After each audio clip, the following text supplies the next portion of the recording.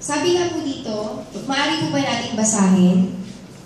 Ready? Devote yourself to prayer, being watchful and thankful. So ito pala, ito ay kagustuhan ng Diyos, kaya natin siya ginagawa. So, hindi ibig sabihin na yung isang Kristiyano, alam ba ng Diyos na nasa ating mga puso, so kailangan pa rin natin ng prayer.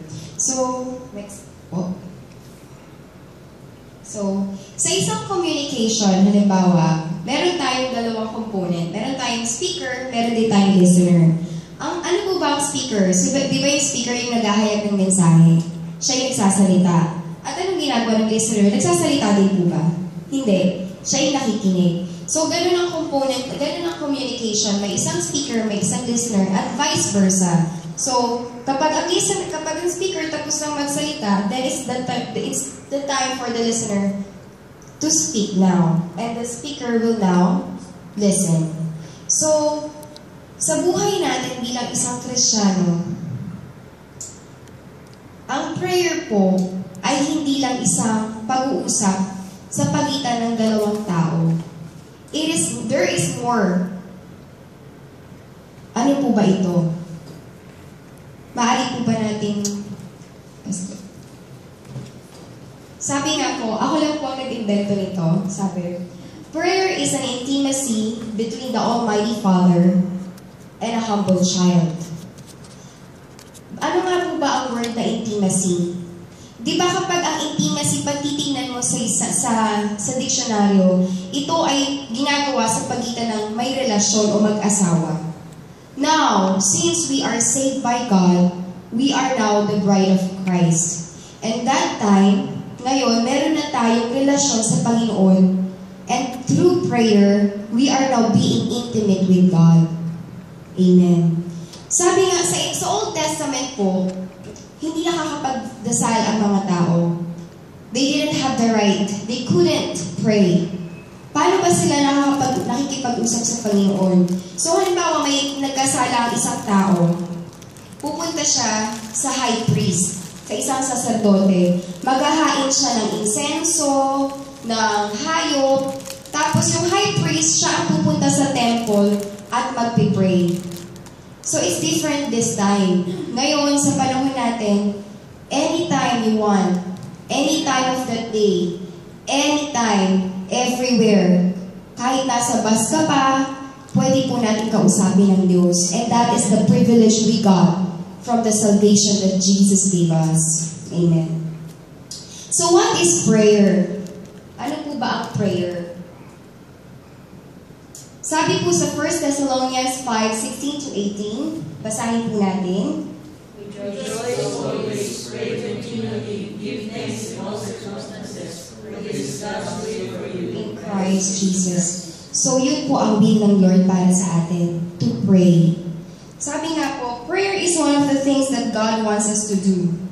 In our prayer, next slide po, umiiyak tayo, humihingi ng tawad, humihingi ng bagay na kailangan natin. But let us not forget, sino ba ang object ng prayer?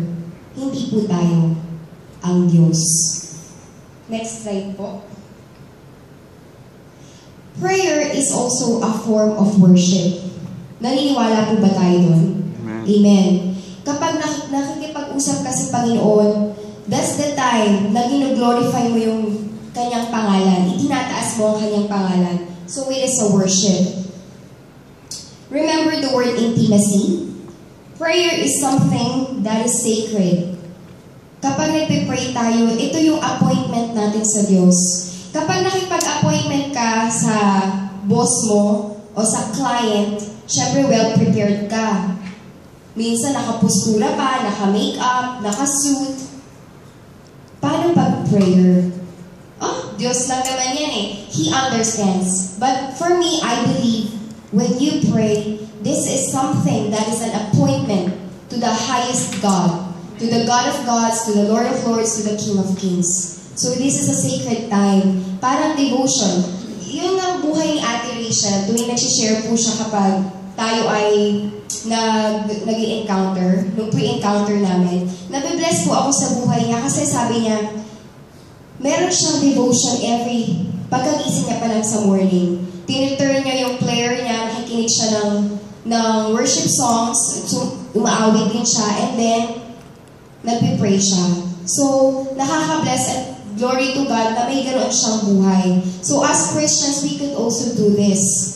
Sana nga maging part na ng ating buhay. Prayer is a loving relationship with the Father. Ngayon naman, kanino po ba tayo nagpipray? To whom do we pray? Since it is the righteous God whom we pray to, we must first admit that we have sinned against Him, and then we must repent. Hindi po basta-basta ang prayer. Hindi siya yung hihingi ka lang ng hihingi. Kasi may ganun pong pananaw ang ibang tao na ang prayer pala, pag may gusto kang hingin sa Lord, mag-pray ka lang. Pag may gusto kang mangyari sa buhay mo, just pray. Pero hindi po pala ganun. You should start your prayer with a sincere heart na magpapakumbaba ka sa harap ng Panginoon. Admit that you have sinned. May dalawang klase po ng sin. Yun po yung nakumit mo na hindi mo dapat gawin at yung hindi mo ginawa na dapat mo namang gawin. So, for example, may pagmumura, pagsasalita ng masama. Ito po ay hindi tama na nagagawa ng iba sa atin. So, ito po ay kasalanan. Ngayon, meron naman pong pangalawang kasalanan na dapat natin gawin pero hindi natin ginagawa. Example, i-share ang Word of God. Kapag bilang sa atin mga Kristiyano, since we are now hearing the Word of God, it is our turn to share the Word of God to our brethren, sa mga kakilala natin. But if we don't do it, kapag naatasan na tayo ng Panginoon, pero hindi natin ginagawa, ito po pala ay kasalanan. So, number 1 po, admit and repent. Maaari po ba natin basahin ng Psalm 66:18? Ready, go. If I had cherished things in my heart, the Lord would not have listened. So, nakakatakot po pala. Pag nagpa-pray po pala tayo ng hindi natin naihingi ng tawad ng ating mga kasalanan, hindi po pala pinakikinggan ng Panginoon. Sabi po, mayroon pong paniniwala na God listens anytime, anywhere. Hindi po pala. Dahil kinig lang po pala sa ang Diyos sa prayer ng righteous. Sino po ba ang righteous? Bakit po ba tayo nagiging righteous? Once that you have admitted that you have sinned, and Jesus is the reason of our salvation, then we are now called the righteous sons of God. Ngayon, bakit po natin kailangang i-admit yun?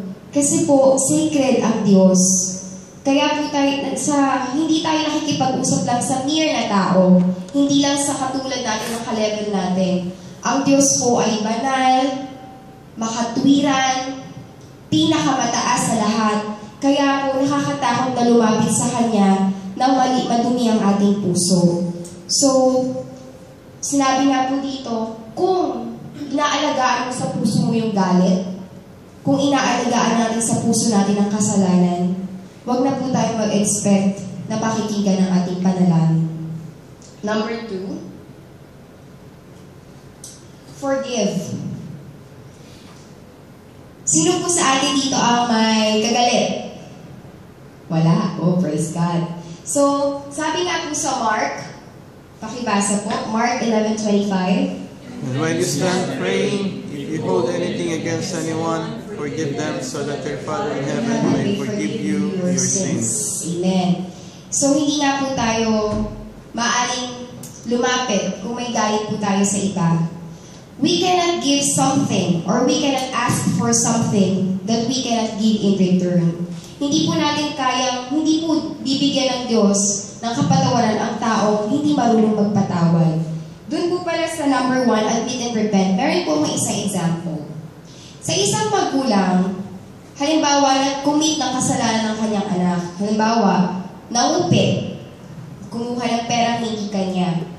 Tapos, alam ng magulang ito. Ngayon, itong batang ito, a day after or a week after, humingi ng request sa kanyang magulang. pwede niyo po ba akong bilhan ng ganito? Pero alam ng magulang na nagkasala ang bata. Walang ginawa ang magulang. Pakikinggan niyo po ba yung request ng anak niyo? Kung alam niyo na nagkasala siya, pakikinggan niyo po ba? Ibibigay niyo po ba ang request ng anak niyo? Hindi po. Ngayon, may mga magulang na sige lang na sige, kahit nagkasala ka na. This is tolerating the sin. Ngayon, ang Diyos po ay hindi katulad ng tao. Jesus, the Lord, is a just God, makatarungan. Lahat po ng kasalanan ay may pinagdadaanang proseso, mayroong kaparusahan. Sabi nga ni Pastor Erlen kanina, sin now, pay later. It could not be now. Yung kaparusahan mo, hindi man ngayon, later. Ngayon, kung ang ina, kung ang magulang ay marunong magsabi sa kanyang anak, or yung anak mismo, kayang mag-repent, nag-apologize, nag-sorry, Mama, pasensya na po, nakumit ko po yung ganitong kasalanan. Maaawa ang ina. Kaya pag nag-request ng anak, kaya niyang ibigay ang nire-request ng anak. So sa Diyos, once na in-accept mo yung kasalanan, in-admit mo, and then you pray wholeheartedly, I believe in Jesus' name, this will be given into us. Amen. So, sabi nga po, forgive, then you will be, forgive, then you will be forgiven. So, mahirap pong humingi ng tawad, hindi mo kayang magpatawad. Sabi nga, kung ang Diyos na kayang magpatawad, ikaw pa na tao lamang. Tama nga naman po. Sino ba tayo para magtanim ng galit sa puso natin laban sa iba? Kung tayo nga na napakalaki ng kasalanan sa Diyos, nagawa tayong patawarin, namatay pa ang Diyos sa krus. Hindi mo na kailangan mamatay sa krus para lang magpatawad. You just open your heart to that someone. To that someone na nagkasala sa'yo. Buksan mo yung puso mo at pangunawa. Then, forgiveness will happen. So, bigyan po natin ng example. Yung tatay po, the prodigal son. Malaki rin po yung kasalanan ng bata sa tatay. Lumayas, kinuha yung mana. Alis na ako tayo, akin na yung mana ko. Akin naman yan eh. Kapag namatay ka, akin din yan eh. Ngayon ko na lang kukunin. Ano bang pinagkaiba? So, masakit sa puso ng tatay yun, naaalis yung anak mo sa iyong pangnuno para magsarili. Pero, we are given with free will.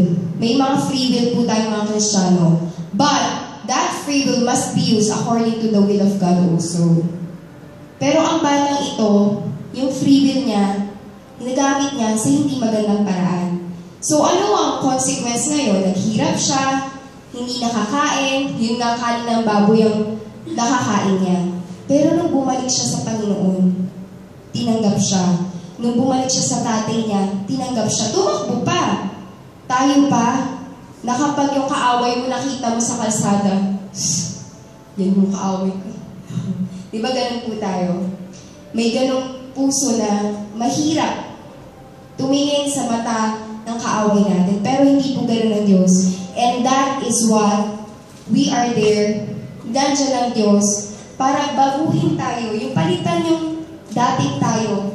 Na ngayon, bilang mga Kristiyanong tunay na nasa Diyos, kayang sabihin, kahit hindi pa nagsusori kaaway, kapatid, pinapatawad na kita. Amen. Next is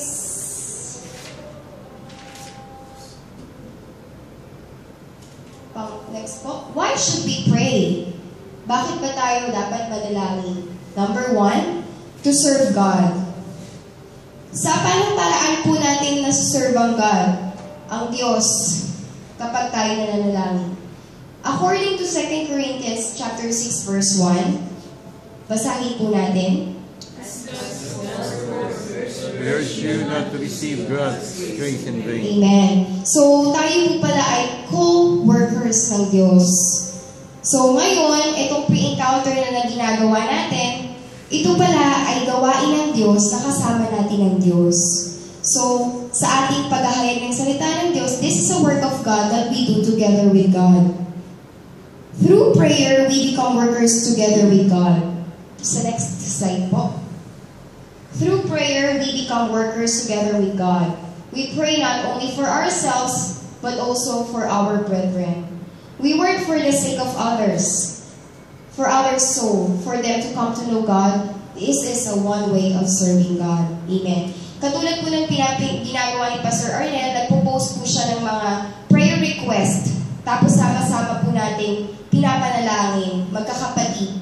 Sabi nga, sabi sa mundo, 2 heads is better than 1. Ngayon, ang prayer ng mas marami ay mas powerful pa pala. Dahil you have the desire para mailigtas o mapagaling ang isang kapatid sa Espiritu. So, yun po pala yun. It is a way of serving God pala ang prayer. So, when you pray, Lord, bigyan niyo po ako ng ganito, itrabaho, financially, hindi lang po pala para dapat sa atin.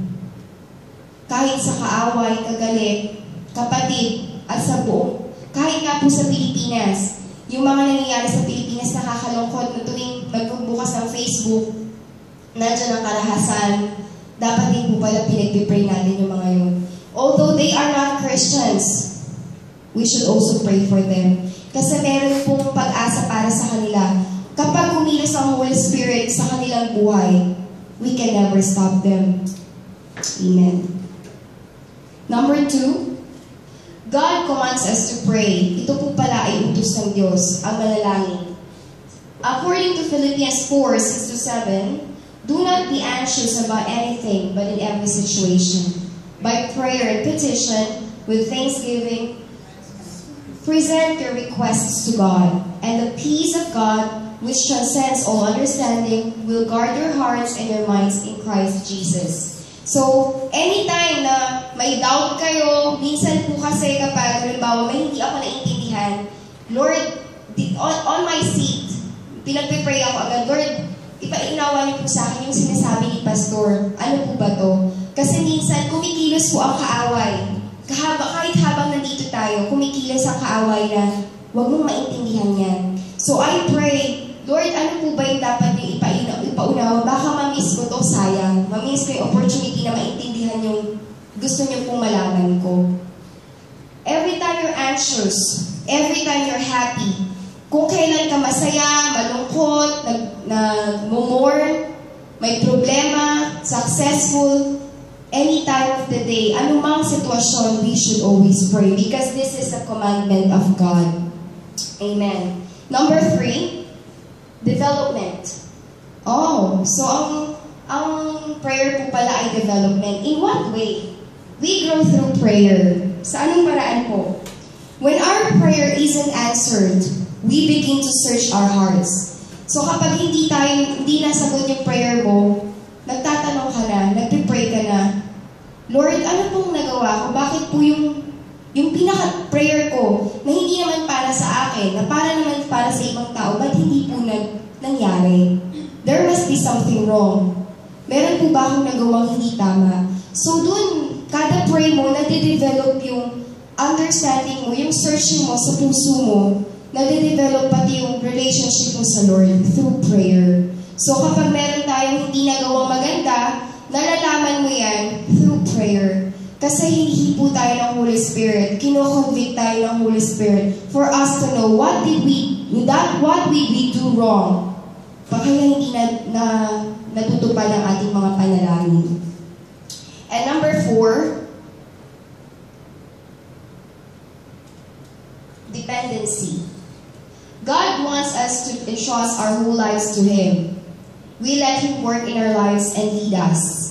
So kapag nagpipray tayo, malamang sa malamang, natutuwa po ang Diyos. Kasi doon niya nakikita na sa Kanya lang tayo kumukuha ng lakas, sa Kanya lang tayo kumukuha ng pag-asa. Kasi ang gusto nga po ng Diyos, buong buhay natin, iasa natin sa Kanya. Hindi siya makasarili. Hindi katulad ng halimbawa mag-boyfriend, masyadong possessive. Sa akin ka lang titingin na, wala kang kausap na iba. Ganon din ang Diyos, pero in a very pure way. Napakalinis na dahilan.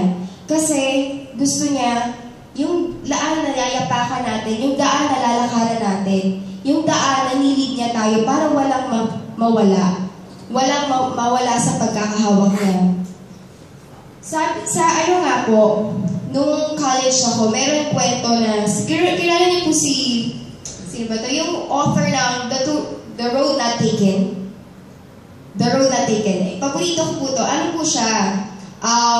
May two-way. Yung isang way, at yung isang, two-way nga. Yung isang way, tsaka isang way.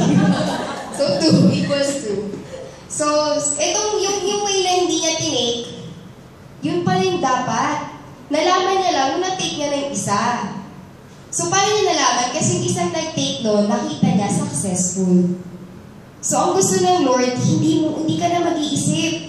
Hindi na po tayo mag-iisip. To the left, to the right. To the right, to the left. It should be the straight way. The path that is according to God's will. So, yun po, maging dependent. Through prayer, nakikita ng Diyos yung dependency natin sa Kanya. And it is, nag-glorify ang Lord kapag nag-pray ka. Kasi, Lord, today, please help me na ikaw lang ang makita sa akin. And this is dependency into God's name. Amen. And number 5, to discern God's will. Amen. Paano mo ba malalaman kung hindi ka nakikipag-usap? Sabi nga, paano mo ka bibigyan kung hindi ka nagsisik? Paano ka kakausapin kung hindi ka lumalapit? So, through prayer, nakakausap natin ang Diyos. We pray not to command God. Oo nga. Kasi minsan, ako dati po nung hindi pa ako masyadong malalim. Lord, ganito yung gusto ko. Gusto ko, ganito yung gawin mo. Kaya ako nagpipray. Hindi po pala ganun. We pray because for us to know what He wants for our lives. Gusto natin malaman kung ano yung gusto ng Diyos para sa atin. Hindi pala, bakit ka pa nag-pray? Ang purpose nga ng prayer, para malaman yung will ng Lord. Hindi para utusan ng Diyos. Kasi nung ako nga po ay college pa, ang tipo ng prayer ko, Lord, hindi po ako pwede mag-boyfriend. Utusan niyo naman si Mama na i-allow ako mag-boyfriend. Ganun po ang prayer ko. Mali pala. Ngayon ko nalaman na you have to submit sa mother mo. God will do His way. Kung hindi ka pwede, di huwag mong gawin. Malay mo, may hindi magandang mangyayari. So, hindi po natin uutusan ng Lord. So, nung panahon na yun, maraming hindi magandang nangyari kasi nga sumuway ako. So, yun po pala, to discern God's will. Amen. And for the last part, how should we pray? Paano po ba manalangin isang tunay na Kristiyano? Prayer is one way of deepening our relationship with God. Praying is not complicated. Marami nagsasabi, komplikadong panalangin. Mag-ano ka na lang, sabihin mo lang kung ano gusto mo. Tapos. It just needs a true heart and the leading of the Holy Spirit. Hindi nga po pala ang prayer kailangan mabulaklak. Sa Old Testament, meron pong, ano po tawag dun sa mga nagpipray na pare? Yung pagano po ba? Yung hintil? Opo, yun, hintil. Yung mga hintil kasi, pag nagpipray sila, ganyan, dapat may nakakarinig. Uy! Ayun, mga Pharisees. Sabi po, pag nag-pray sila, yung mata nila gumaganyan. Tinitignan nila kung may nakakarinig para ma-glorify sila. Uy, ang galing ni ang galing niya mag-pray. Masyadong mabulaklak. Masyadong malalalim yung salita. This is not a prayer. This is boasting. So, ang prayer po pala dapat tahimik. Huwag mong pansinin kung sino nasa paligid mo. Pag nasa bus ka, huwag mong isipin na dapat kung sa Pilipinas, yung mga, hindi na po ako mag-mention ng denomination o ng nag-rosary sa harap ko. May mga ganun po na pinapakita na Kristiyano ako, Roman Catholic. Dapat hindi ako mag-mention eh. So, yun. Ba yan? So, yun nga. Pinapakita nila, ganun po yung mga Pharisees. So wag po tayong maging gano'n, huwad na pananampalataya. Yung prayer na true heart at may leading ng Holy Spirit, yun po pala ang dapat na prayer ng isang tunay na Kristiyano. So how do we pray? Meron po tayong 4 na acronym. Okay, so ito po. Sige po. Jesus set a model prayer for His disciples. This is how we should pray, sabi po ni Jesus. Hindi naman kailangan ganito. Ang prayer po hindi pa ulit-ulit. Pero this is how we where we base our prayer. Maaari po ba natin basahin? Matthew 6:9-13. This then is how we should pray. Our Father in heaven, hallowed be your name. Your kingdom come, your will be done on earth as it is in heaven. Give us today our daily bread, and forgive us our debts, as we also have forgiven our debtors. And lead us not into temptation, but deliver us from the evil one. Okay. So ganito po pala ang tamang prayer. So, makikita nyo, pakibalik po, Pastor. Sa verse 9, Our Father in heaven, hallowed be your name. So, next po, yun po yung adoration. So, since we are praying to the Lord, so sino ba yung tinatawag mo? Ang Diyos. So, kaya po sinasabi na, magbibigay po ako na example. You are so great, O God. You are the God of gods, the Lord of lords. Napakabuti mo, dakila ka. Ganun po. Yun ang klase ng adoration, ng pagsamba. So, sa in English, meron po tayong ACES or ACTS. Sa Tagalog naman, SSSS. So, ang SSSS ay samba, saksi, salamat, at sumamo. At sa English naman ay adoration, confession, thanksgiving, at saka supplication. So, adoration nga po, papupurihan natin ang Diyos. Bibigyan natin siya ng dakilang pagtaas. Nililift up natin ang kanyang pangalan. If we lift up God's name, surely He is present in our prayer. Tama nga naman po, kapag tinataas mo ang Diyos sa iyong panalangin, panigurado nandun siya sa ating panalangin. Pinapakinggan niya ang ating panalangin. The next one is confession. Saksi. Let us repent and forgive others, so we shall be forgiven. The God will heed our prayers. So, kapag nag-pray tayo, since we are praying to a very glorious God, dapat muna tayo humingi ng patawad. Hindi pwedeng lalapit ka ng thick face na hindi ka muna nagsusorry, manghihingi ka agad.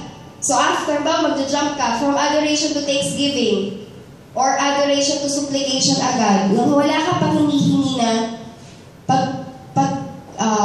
hindi mo hinahumble yourself, yung sarili mo, hindi po pala yung dapat. So after adoration, you must confess that you have sinned against God.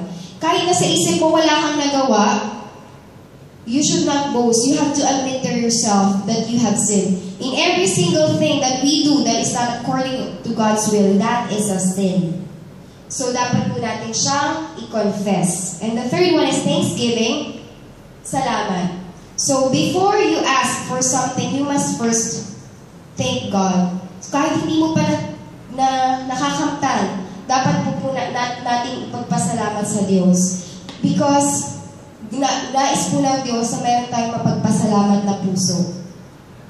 This shows our faith in God, that we are grateful for the blessings we receive from Him.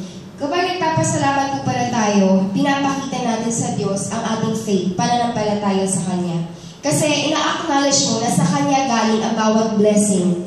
Kahit yung simpleng sapatos na na-receive mo, kahit yung simpleng cellphone, or yung gumising ka lamang sa umagang yon, you should thank God. Because if not because of God, you will not be awakened this morning, this very day. So dapat bawat single na pagkakataon, ipagpasalamat natin sa Panginoon. Because through this, we glorify God's name. And for the last one, supplication. Ito na yung gusto natin. Amen? So, ito na yung humihingi tayo sa Panginoon. Pero, hindi lang po dapat physically and financially. We should also pray for our spiritual spiritual aspect. This is the very important thing above all aspects. Yung para sa spiritual. Kasi minsan po, the spiritual is willing. But the flesh is more than this. So, yung willing yung spirito, kaya lang yung flesh yung nagtatagumpay. Kasi nga, kumikilos ang kaaway. So, we should also pray for that. Financially, spiritually, physically, sa taong mga nakapaligid sa atin, sa ating pastor, sa ating mga kapatid, sa ating pamilya, sa ating bansa, at sa lahat-lahat pa. At yung mga darating pang panahon, dapat we should pray for it. So, ano po ba ang challenge? Let us make prayer a very part of our lives. Sabi nga, pray without ceasing. Huwag daw huminto sa pagdarasal. Yung parang pag kumakain ka pag kumalan yung sigmura mo, kailangan malamanan mo. Dapat yung ating espiritu ay pakainin din natin. At mangusap din tayo sa Panginoon. Kasi hindi namimilit ang Panginoon. Kausapin mo ako, dito. Hindi po ganun ang Panginoon. Gusto niya, lumalapit ka rin sa Kanya. Parang ang isang magulang, pag naglalambing ang anak, nakakatuwa. Katulad ng mama ko, pag nagsabi ako, I love you, nakakatuwa naman yung anak ko, na minsan lang nagsasabi, pero dapat pala palagi. So, ganun ang Lord. Masyado siyang natutuwa sa isang anak na malambing through prayer. So, hindi ka lang naglalambing kasi may gusto kang hingin. Naglalambing ka kasi gusto mo siyang pasayahin. So, from the time we wake up until we go to bed to rest at night, let us make prayer a part of our lives. Amen. Thank you po.